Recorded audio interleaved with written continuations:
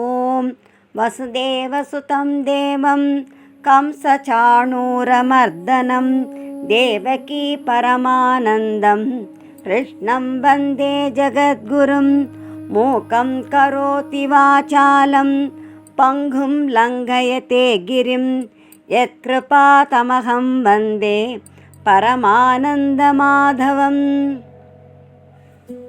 ஹே பரந்தாபா, பகைவர்களுக்கு தாபத்தை கொடுக்கின்ற பெரிய வீரனான நீ ஒரு கோழையைப் போல யுத்தம் செய்ய மறுக்கிறாயே.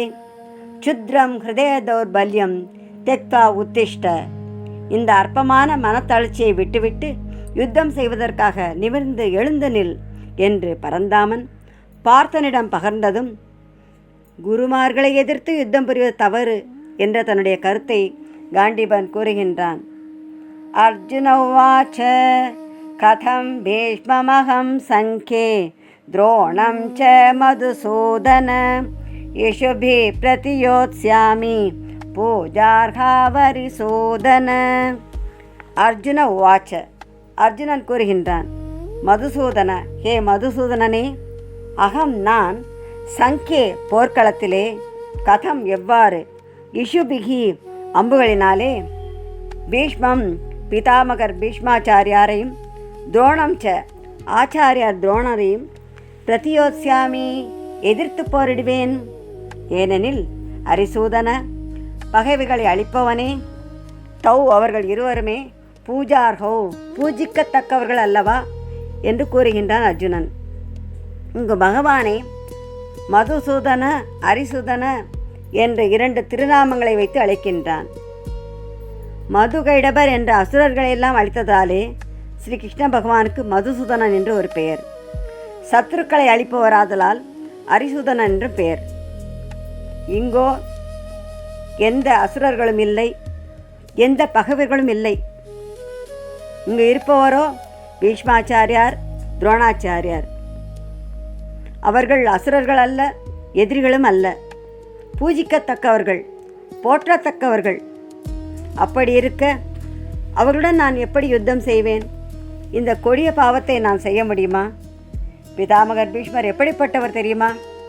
சிறு வயதிலிருந்தே என்னை தம் மார்பிலும் தோளிலும் சுமந்து பரிவுடன் எனக்கு பல்வேறு வித்தைகளை கற்பித்தவர்.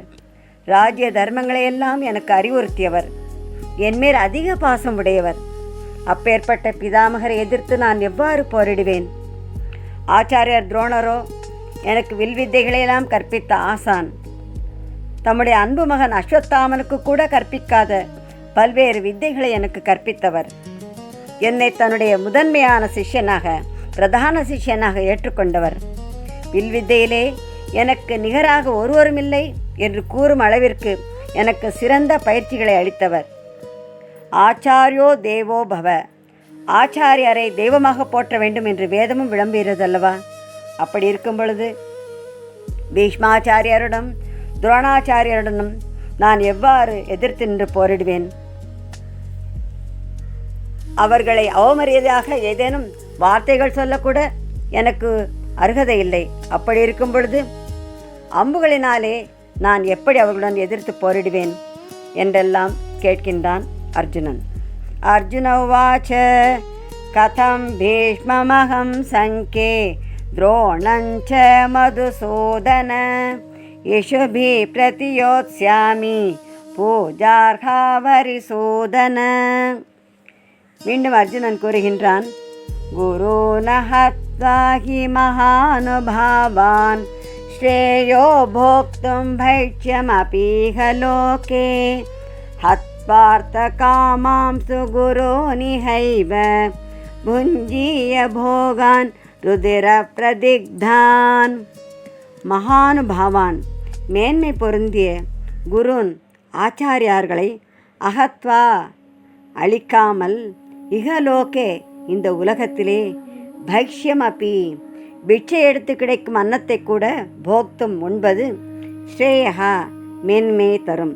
ஹி ஏனென்றால் குருன் ஆச்சாரியார்களை ஹத்வா கொன்றாலும், இக இந்த உலகத்திலே, ருதிர பிரதிக்தான் இரத்தம் கலந்த, அர்த்த காமான் செல்வம் காமிய வஸ்துக்கள் இவற்றின் வடிவிலுள்ள போகான் ஏவ போகங்களைத்தான் புஞ்சிய அனுபவிக்கப் போகிறேன். இதனால் எனக்கு என்ன பயன் இருக்கிறது? துரியோதனுடைய படையிலே துரோணாச்சாரியார், கிருபாச்சாரியார் போன்ற அர்ஜுனுடைய குருமார்கள் இருக்கின்றார்கள். பிதாமகர் பீஷ்மாச்சாரியர் இருக்கின்றார். சோமதத்தர், பூரிஸ்ரவர், சல்யன் முதலிய உதார குணமுடைய பெரியோர்கள் இருக்கிறார்கள். மதிப்புக்குரிய அவர்களுக்கு மகானுபாவான் என்று அடைமொழி கொடுத்து மகானுபாவான் குருன் என்று அர்ஜுனன் குறிப்பிடுகின்றான். பைட்சியம் என்று கூறுகின்றான். அது என்ன? பைட்சியம் என்றால் பிட்சை எடுப்பது. சத்திரியர்கள் பிட்சை எடுக்கக்கூடாது, அதை உண்டு உடலை வளர்க்கக்கூடாது, அது நிந்திக்கத்தக்கது என்ற கட்டுப்பாடு இருந்தாலும் கூட மகானுபாவர்களை எல்லாம் கொன்று ராஜ்ய போகத்தை அனுபவிப்பதை காட்டிலும் இந்த நிந்திக்கத்தக்க செயல்களை செய்வது நல்லதுதான் என்று அர்ஜுனன் எண்ணுகின்றான். அது மட்டுமல்ல, அந்த போகங்கள் எப்படிப்பட்டது? ருதிர பிரதிக்தான் அர்த்த காமான் போகான் என்று கூறுகின்றான். பெரியோர்களை கொல்வது என்பது முற்றிலும் முறையற்றது. அவ்வாறு அவர்களை கொன்ற பின் அதனால் நாம் அடைவது என்ன? மோட்சமா? தர்மமா? இல்லை. இந்த உலகத்திலே பெறக்கூடிய செல்வமும் அற்ப காம வடிவான போகங்கள் தானே நாம் பெறப்போகிறோம். இவற்றின் மதிப்பு பெரியோர்கள் உயிருடன் இருப்பதற்கு ஈடாகாதல்லவா? அந்த போகங்கள் கூட பெரியோர்களை கொன்று பெறப்படுவதாலே அவை இரத்தக்கரை படிந்தவை. ஆகவே அந்த போகங்களை பெறுவதற்காக பெரியோரை கொல்வது என்பது ஒருபொழுதும் உச்சிதமன்று. குரு நஹத்வாஹி மகானுபாவான் ஸ்ரேயோ போக்தும் பைட்சியம் அபீஹ லோகே ஹத்வார்த்த காமாம்சு குரு நிஹைவ புஞ்சிய போகான் ருதிர பிரதிக்தான். மேலும் அர்ஜுனன் கூறுகின்றான், நச்சைதத்வித்ம கதரன்னோ கரீயஹ யத்வா ஜயேம யதிவானோ ஜயேயுः யானேவ ஹத்வா ந ஜிஜீவிஷாமஹ தேவ ஸ்திதா பிரமுகே தார்த்தராஷ்டிராஹ. நமக்கு கதரத்து யுத்தம் செய்வதா செய்ய வேண்டாமா என்ற இரண்டினுள் எது கரியக சிறந்தது? எத்வா ஜெயேம, நாம் அவர்களை வெற்றி கொள்ளோமா?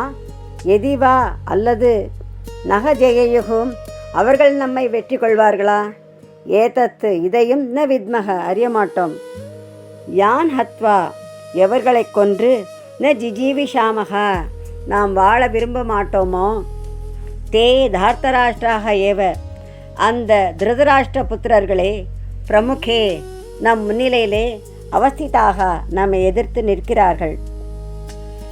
இந்த யுத்தம் செய்வதனால் நமக்கு என்ன நன்மை கிடைக்கும் என்று தெரியவில்லை.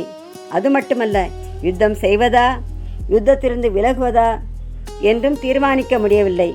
யுத்தம் செய்வதோ சத்திரிய தர்மம், ஆனால் அதன் பயனாக விளைவதோ குலநாசம். குலநாசம் பெரிய தோஷம் என்று கூறப்படுகிறது. என்ன செய்வதென்று தெரியவில்லை. அது மட்டுமல்ல, யுத்தம் செய்வது நல்லது என்று நாம் முடிவுக்கு வந்து யுத்தத்தில் இறங்கினாலும் நமக்கு வெற்றி கிடைக்குமா அல்லது தோல்வி கிடைக்குமா என்று நிர்ணயிக்க முடியவில்லை. சரி, ஒருவேளை யுத்தத்தில் நாமே ஜெயிப்போம் என்று வைத்து கொண்டாலும் கூட யுத்தம் செய்வது சரியென்று தோன்றவில்லை. ஏனென்றால் எவர்களை கொன்று நாம் வாழ விரும்பவில்லையோ அந்த நமது சகோதரர்களான துரியோதனாதிகள் அல்லவா இறப்பதற்காக நம் முன்னே நிற்கிறார்கள். ஆகவே நாம் வெற்றி பெற்றாலும் அந்த வெற்றி எப்படி கிடைத்தது? இவர்களை கொன்றுதானே கிடைக்கும். எனவே நாம் எதை செய்தாலும் எது சரி எது தர்மம் என்றெல்லாம் என்னால் நிர்ணயிக்க முடியவில்லை என்றெல்லாம் தன்னுடைய குழப்பமான நிலையை அர்ஜுனன் கூறுகின்றான். நச்சைதத்வித்ம கதரன்னோ கரீயஹ யத்வா ஜயேம யதிவானோ ஜயேயுः யானேவ ஹத்வா ந ஜிஜீவிஷாமஹ தேவ ஸ்திதா பிரமுகே தார்த்தராஷ்டிராஹ.